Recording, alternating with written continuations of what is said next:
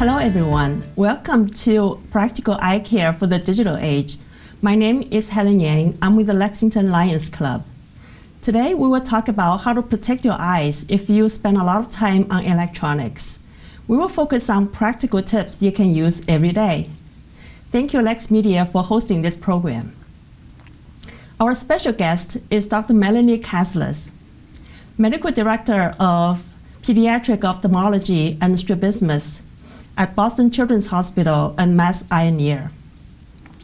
Dr. Kaslas is also an assistant professor of ophthalmology at Harvard Medical School. Please welcome Dr. Melanie Kaslas. Delighted to be here, Helen. Thank you so much for inviting me as a representative of the Lexington Lions Club to speak today. We are so excited to have you, Dr. Kaslas. We cannot find a better person for this. Let's jump right in. So Dr. Kaslas, can you tell us a little bit more about yourself?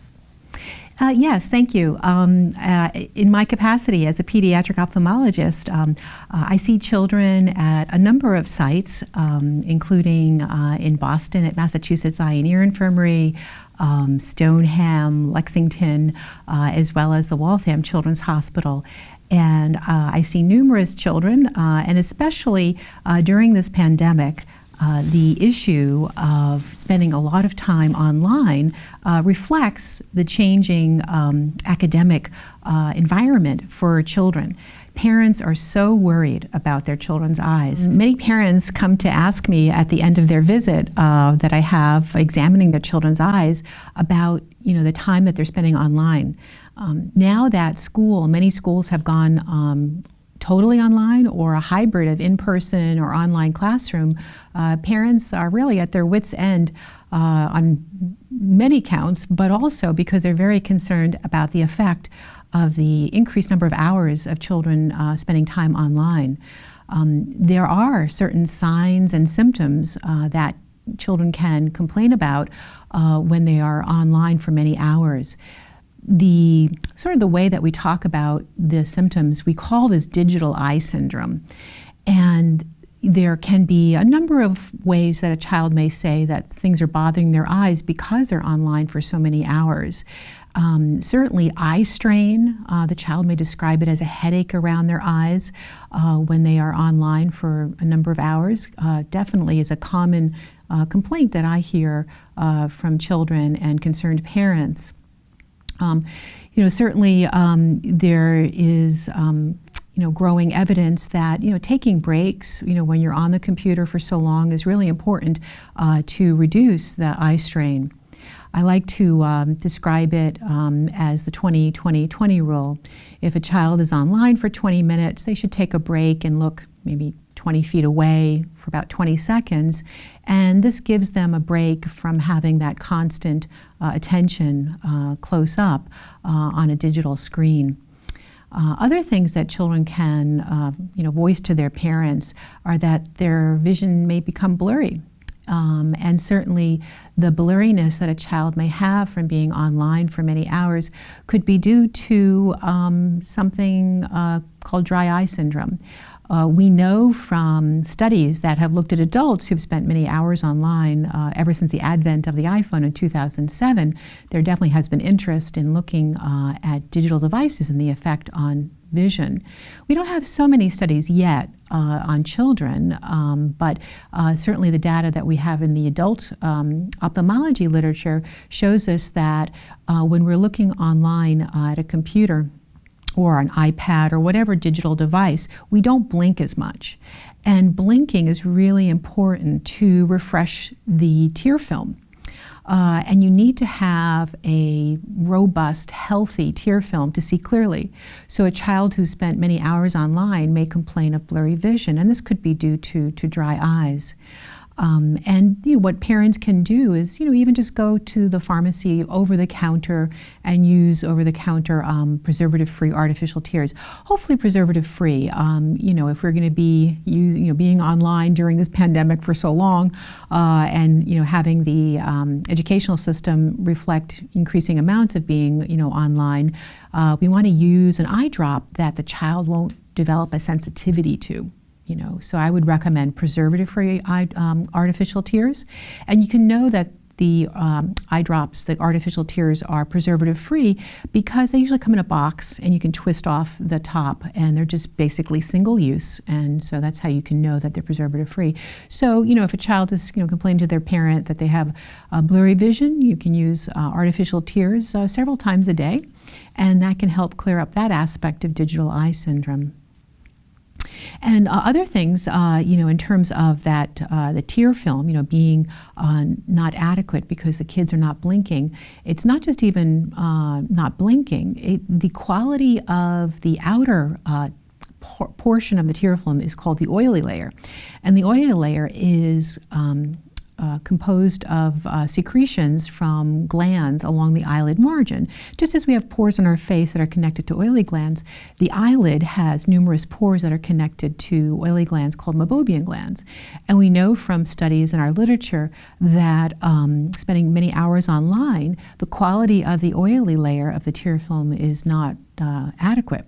So another thing to promote good oils, healthy oils, is to have to make sure that your child's diet has a good amount of omega-3 fatty acids. Common sources of omega-3s include ground flaxseed. If you don't have to give them teaspoons of this, you can just sprinkle it on their cereal, or if your family likes fish and doesn't have an allergy to fish, certainly incorporating some fatty fish like salmon, sardines, mackerel into the diet will also promote a healthy tear film. So those are just some, things that can be done to help children when they complain of blurry vision. And certainly, it's really critical to make sure that the child doesn't need glasses.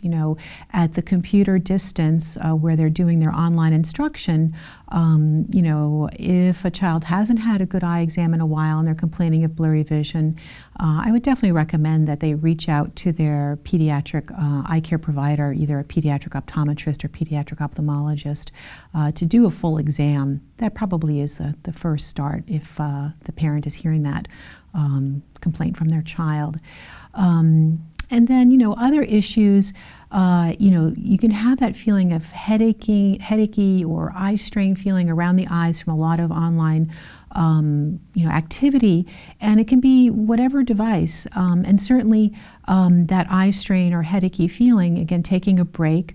But if the child has an underlying eye problem, such as, lazy eye, which we can describe more, precisely as if these are the two eyes, crossed eye or wandering eye, if they are trying to deal with keeping their eyes in good alignment because they have, a tendency to have an intermittent eye misalignment or intermittent strabismus, that puts a lot of strain on the brain. And certainly a lot of online activities where they really have to pay a lot of visual attention will be worsened if they have some type of underlying balance problem between the eyes.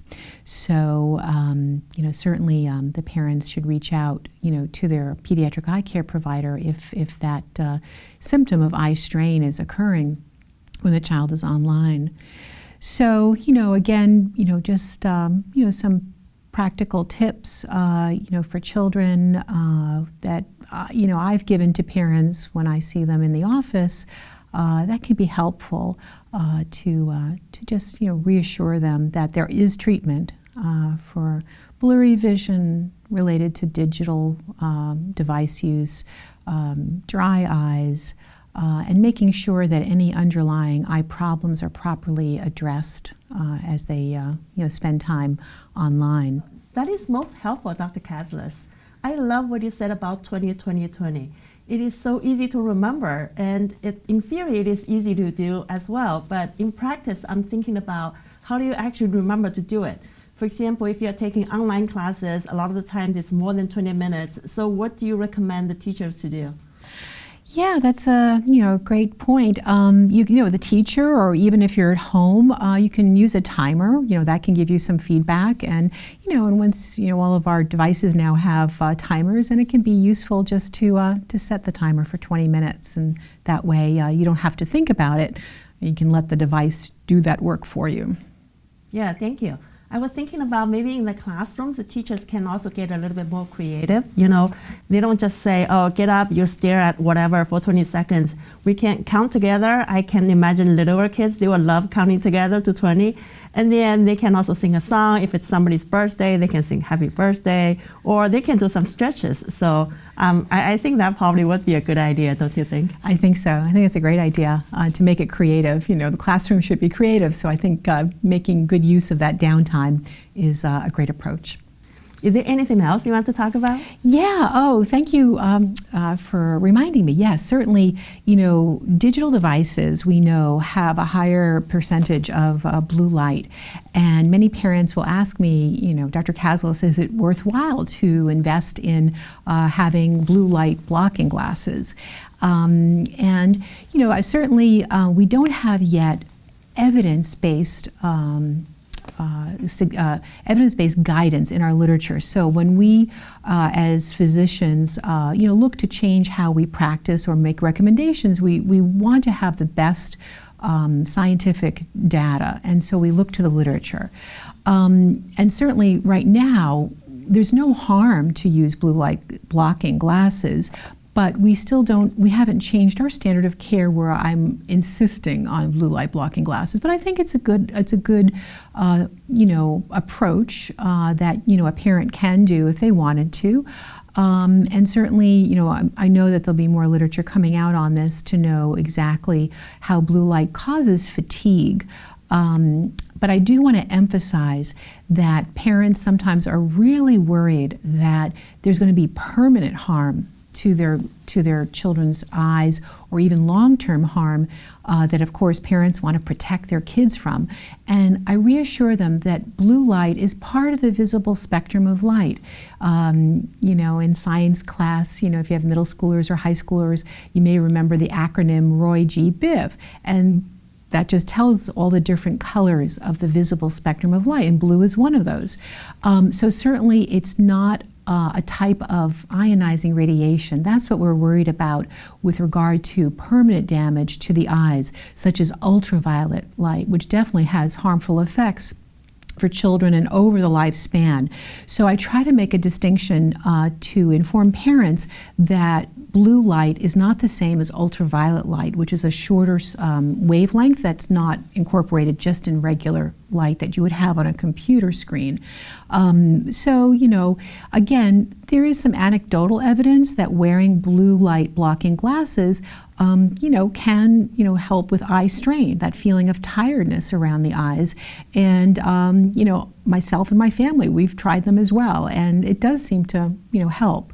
That said, you can also install on your child's computer or digital device, you know, night mode, or an app that you can download that will actually reduce the amount of blue light. And that's an easy way of not even having to buy glasses. You can just literally install that app. That, you know, there's many free and good apps that can support that to reduce the amount of blue light, and that can help the child with related to fatigue and eye strain from blue light. Yeah, that's very good to know. And this is more relevant than ever because, you know, these days children not only spend a lot of time doing online classes, they spend a lot of time on video games and social media. And then sometimes I watch my daughter playing Heyday and Minecraft. They're actually a lot of fun. Sounds like my family. My son used to love Minecraft when he was younger, and he continues to play video games even though he's a freshman in college.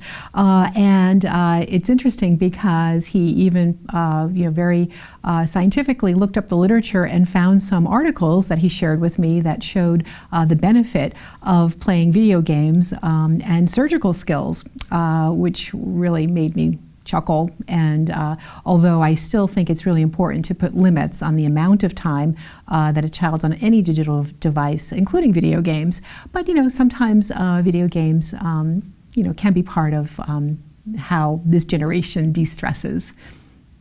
Right. I mean, they spend a lot of time, I think partly because the video games and social media, they're addictive by design. But if But if you think about addiction, it in itself is not necessarily a bad thing, right? If you think about all the great people, for example, Michael Jordan, they all have that. We call it working hard. So isn't it the same thing? I'm working hard on my video games.